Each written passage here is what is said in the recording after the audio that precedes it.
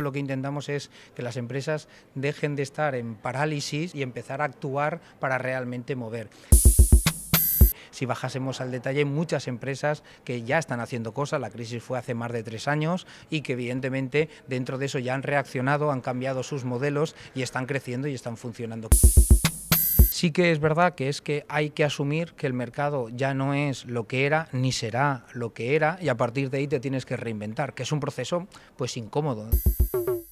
Y dentro de eso, ahí tiene mucho que ver pues, ese concepto de la actitud de las personas que están tanto en la dirección de la empresa como todas las personas que están trabajando en una organización hasta el último trabajador. Por eso quizás lo primero que hay que hacer es hacer ese cambio. A partir de ahí, innovar es relativamente fácil.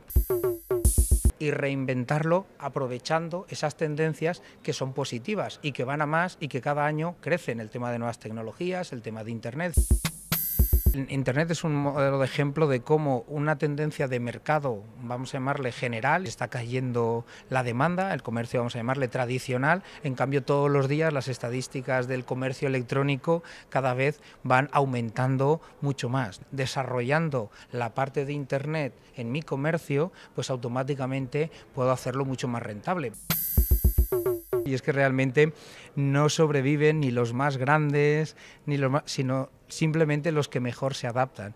Cuando se habla de la crisis parece que es cuándo va a acabar esto para volver donde estábamos antes. Entonces, eso es lo que para mí es incorrecto. Quiero decir, nunca se va a volver a la situación de antes. Entonces, la crisis no es una crisis, es una evolución.